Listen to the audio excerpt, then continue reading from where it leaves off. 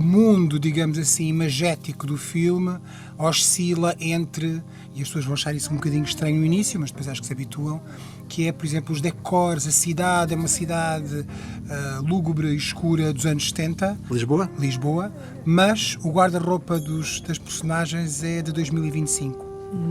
E, portanto, há aqui uma espécie de uma conversa entre estes 50... Há uma conversa entre 74 e 24, vamos dizer assim, que foram os 50 anos do 25 de Abril, e é uma conversa, né, que de alguma forma aborda o que aconteceu ao longo de 50 anos de democracia e que de alguma forma parece que ainda faz um bocadinho eco. Há muita coisa que ainda faz eco nos dias de hoje, em que eu acho que ou o país mudou ou as pessoas mudaram, ou mudou o país e não mudaram as pessoas, e o filme está sempre, digamos assim, faz a esse questionar espelho isso. Com o presente?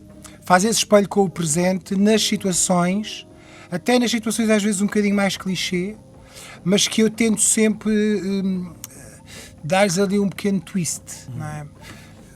Quando falo de um clichê, falo como, por exemplo, aquela velha máxima que é muito habitual na ficção nacional, que é dizer sempre que as pessoas pobres são sempre humildes e boas, não é?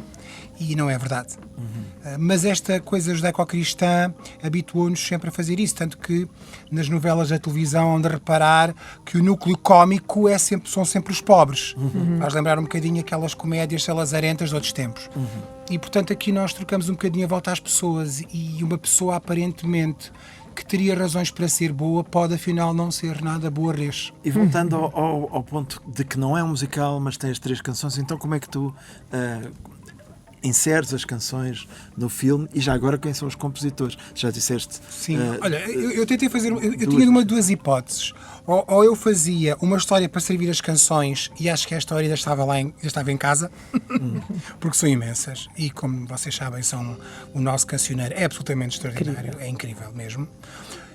Ou então faço aquilo que decidi fazer a seguir, que foi, não, pensa no que é que tens para dizer, pensa nas histórias que tens para contar, escreve o argumento, exatamente como te está na cabeça, e depois vê onde é que podes ir resgatando canções deste cancioneiro para, de alguma forma, ilustrar um diálogo, uma situação, uma emoção.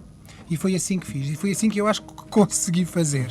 Tu crias laços e elos muito mais fortes com a arte através das emoções do que provavelmente através do intelecto.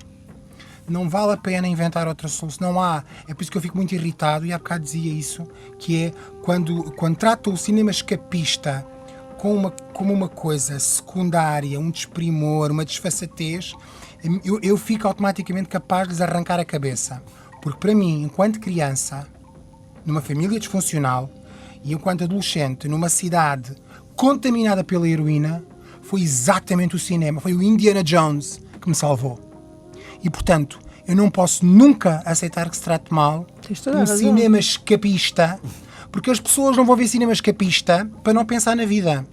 As pessoas vão ver para descansar da vida de merda que têm. Não é porque não querem pensar na vida. Porque elas, assim que acordam às 6 da manhã, estão a pensar na vida. Todo minuto. A toda a hora. A toda a hora. Não descansam, é verdade. E é isto que eu te digo. Não há... E, portanto, eu acho que a música, vocês na música, eu percebo o que estás a dizer e concordo plenamente. Não, mas passa pela educação. Mas passa pela educação. Agora vai parecer muito mal. Mas o que estamos a falar é do espaço que os média dão, talvez a menor atenção que é dada à diversidade. Sim, à diversidade. Mas a educação também passa por educar para o cinema. E a pergunta que eu faço... Eu lembro-me... Desculpa, não, eu que cresci nos Açores, eu tive felizmente professores que me levavam para o auditório da escola para ir ver filmes como o Clube dos Poetas Mortos, que é só o filme da minha vida, que me fez apaixonar pela poesia e pela liberdade da poesia. Só que se tu puseres um guião como o Clube dos Poetas Mortos no ICA, tu não ganhas o ICA para fazer. Mas é preciso... Porque é muito emocional. Pois, mas é e as pessoas vão chorar muito no cinema. Educar. E um cinema onde as pessoas choram não é um cinema, segundo os regulamentos do ICA e os júris e a crítica deste país, não tem relevância cultural. Vê bem a enormidade que é dita, a enormidade que isto significa. Mas nós somos o quê? Eu ainda não sou um algoritmo. Eu, antes de tudo, como diria melhor que eu, o António Damasio, o meu pensamento começa sempre pelo coração, começa sempre pelo sítio do cérebro onde estão as emoções. Claro, exatamente. Não começa por onde eu faço um balanço e um balancete.